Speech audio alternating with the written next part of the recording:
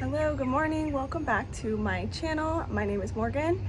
I live in Central Texas, Zone 8B, and this is my garden.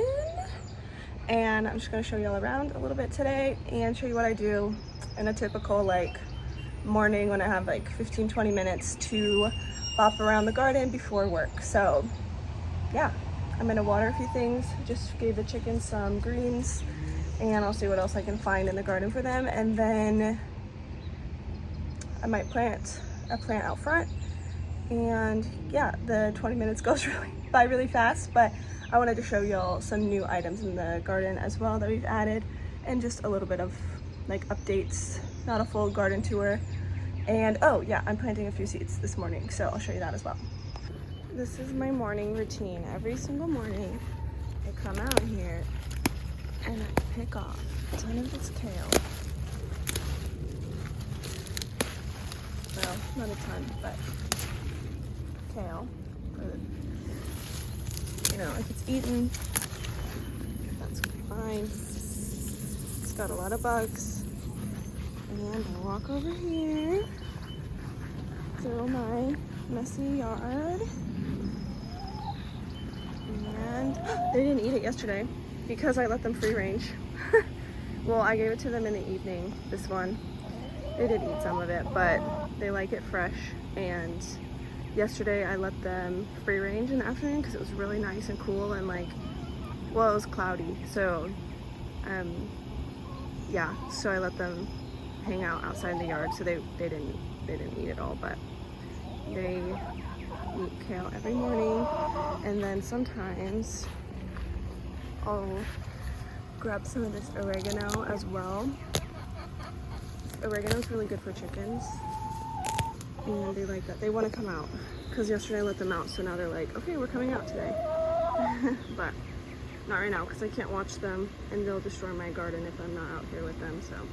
So I picked up another little native plant, and I have this one here, which I picked this one up because this one started blooming. It didn't bloom last year, and I just love the way it looks. It's got these so cute yellow flowers, almost like sunflower vibes, but it's gonna keep blooming. This one looks like it has red in the center, so I'm trying to figure out where I want to put this, because I think actually this corner would be a good spot if I clear out the grass or weeds, but I don't want it to be super close to this one. So I was thinking, I have a few other spots. I have this spot here, which had a copper canyon daisy. I don't know if you can see that. It's all it died back, and I don't know if it's gonna come back yet because it was the last thing blooming last year. I also thought about this spot right here, which maybe this is a good spot because that one's pretty tall, and my goal is to kind of cover a lot of this ugly stuff on the house. So maybe here. Okay, I think I'm gonna do it there because I was trying to put the taller stuff in the back, but this other stuff is looking so good. Look how I looked at HEB is where I bought all of these last year, and they have a ton of native plants if you're looking for native plants. I was looking for more of these. They didn't have any, so I might go to one with a bigger garden center today and see if I can get more of these, because I would love more of these along the front, because it's just so cute. They're pretty low to the ground, but they have spread really nice. So I would like to get maybe 3 more of these and put them along the front just to give that pop of color. The white, I love it. So I also wanted to show y'all, look, I still haven't finished my pathway. But last video or 2 videos ago, I planted some seeds, sunflower seeds and zinnias out here, and this is the result so far. They're looking really good. Looks like I have a lot of zinnias in the front right here. Gets a little more sparse down here, but I think it'll fill out. Zinnias, they're the cut and come again, so they just get bushier and bushier as you cut them, and they come back, whereas sunflowers, they bloom once and they're done. So I think they're a good mix to put together because after the sunflowers have bloomed. You know, I like to leave them for the bugs and the seeds and all that, so it will still look pretty nice with the zinnias blooming in the front. So yeah, I'm like pretty pleased with how these are all looking. So I'm also gonna fill up my bird feeder. It's really not in a great spot because it drops the seeds here and then they start growing. But my cats, they like to look out this window and watch the birds, so this is the spot it's gonna be. This is my cat's favorite spot because there's the bird feeder. I just filled it up, and I try to open the windows in the morning before it gets too hot to give them like some fresh air and air at the house and stuff, and they love to watch the birds. But yes, I was gonna say squirrels definitely eat out of this bird feeder. It's not like a squirrel proof one, but my thought is if I'm giving them food somewhere else, maybe they'll leave my garden alone. So that's kind of my thought process. So it doesn't really bother me that the squirrels eat it, and squirrels are cute, so they're kind of menaces though. You guys want to watch the birds? They'll come soon since I just filled it up for you. Sweetie. Hi. So this garden bed I pretty much cleared out. It had that broccoli in it. You can see there's one left. I'm kind of thinking about saving it for seed, kind of thinking about ripping it out. It does have like little seed pods on it, but at the same time it also has aphids on it, so I'm trying to decide what I want to do. And then obviously, grass. And that's a volunteer tomato that I need to like thin out because I think there's like 4 or 5 of them there, and then a random volunteer zinnia as well. And then this sad looking nasturtium that's obviously very stunted on the side here. Oh, and then a few very sad marigolds. These got pretty much choked out by the broccoli because it was huge. And yeah, but I have some seeds and I haven't really decided exactly what I want to plant yet. But these are kind of what I pulled out. Squash, I like to succession sow squash. 1, because of the squash vine borer. 2, because sometimes when you plant squash you just get a ton of it. I've never grown these before. Hold on, are they a vining one?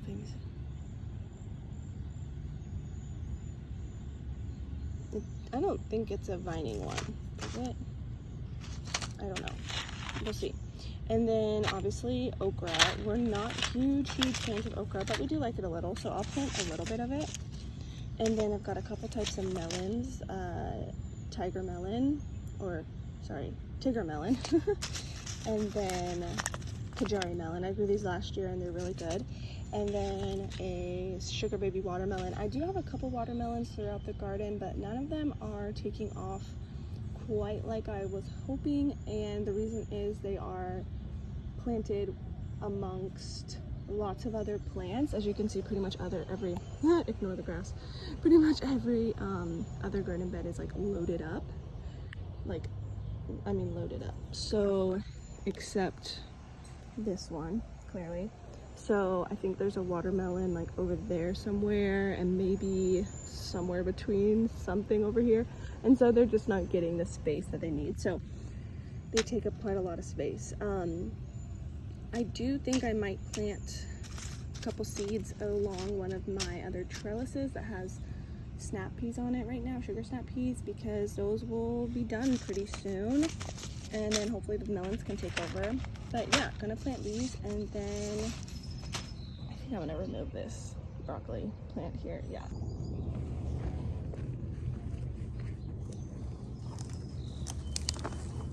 Alright.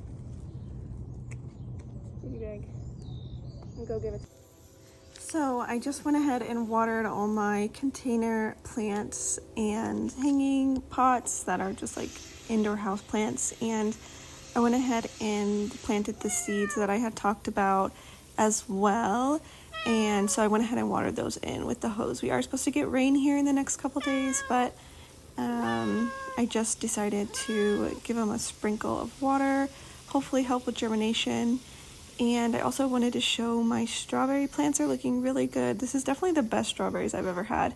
Now, I'm not getting like pints and pints of them, but we are picking a small handful every day, which is like really nice. So yeah, I'm just watering. I think that people forget to water their plants and they die, and I think sometimes it's the simplest things like keeping up on watering really is honestly the key to keeping plants alive, especially in a hot climate like mine. All right, so that's pretty much all I have time to do before I get to work, but I wanted to show y'all my new tomato trellises. Aren't they so cool?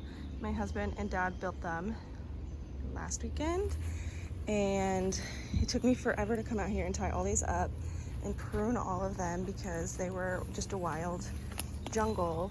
But look how easy it's going to be to harvest all these this year if I keep on top of my pruning. Look, tomatoes there, tomatoes here, tomatoes down there, tomatoes over there. And I got these little clips. I can make a whole video about it. I know there's tons of videos about this, so I don't feel like I'm an expert. So, but yeah, I use like twine and then these little clips to hold the plant up. And some of them are 2 stems, like actually most of them are at least 2. So I kind of like split it up, and I can try to make a video about this if y'all are interested, but I'm not an expert, and this is just like the result of letting my tomatoes completely go and then backtracking instead of starting from the beginning. And I still need to come out here and like prune more. See, we've got like yellowing leaves and stuff, which is totally normal. Like I think people freak out when they see some leaves yellowing, but like we've had a ton of rain this year. There's gonna be some mildew, possibly, things like that. The great thing about tomatoes is, like, in my experience, they're pretty resilient. Like a branch breaks off, it's not really a big deal. You got some diseased leaves. I mean, it depends on the type of disease. There are some that can like completely wipe your tomatoes out, but if it's just from like lack of airflow and stuff, it's pretty easy to remediate that. So these ones also over here also look really great, and like they're like loaded up with tomatoes. Like look at that, oh my gosh, look how many tomatoes are on this plant. It's crazy. Yeah, this is from the amount of rain that we've had this year, and I just need to come in and prune the yellowing leaves off. Like this one I've heavily pruned, which I am not the best at keeping on top of, but look at that. Oh my god, it's gonna be so beautiful once it's all ripe. I can't wait. I'm so pumped. And yeah, I have 25 tomato plants this year, and I think it's plenty. Last year I did 50 and it was way too many. So, and then this bed has like a little bit of a longer one. It doesn't go to the end of the bed, but it's a little bit longer. And we've got some larger tomatoes over here as well. I still need to get this one. This is how they all looked before. Like this is like the before, and then like the after. And these are a little more wild. Like these look pretty good and like organized. These are a little more wild. This was the last bed I did, so I think I got a little tired of it. So I need to come out here, and I also ran out of clips at some point, so that affected it. And then the last of my sugar snap peas, I need to come out and pick all of these. I think this plant's pretty much done, but I'm really pleased with how many I got this year, and they're really good, like sauteed with a little soy sauce and like chilies, garlic. So good. Oh my god, I need to come pick these before they get too big. So as I'm sitting here editing, I realized I did not close out the video, so I thought that I would just say goodbye. Thanks for watching. That is kind of what I like to do in the morning when I have a few minutes but not a ton of time to bop around and get a couple things done, and I feel like it just helps with keeping on top of things. And usually I'll do this either in the morning before I start work or in the evening, just depending on my schedule for the day. And so yeah, that's pretty much it. I hope you enjoyed the video. Let me know what you want to see next time, and happy gardening.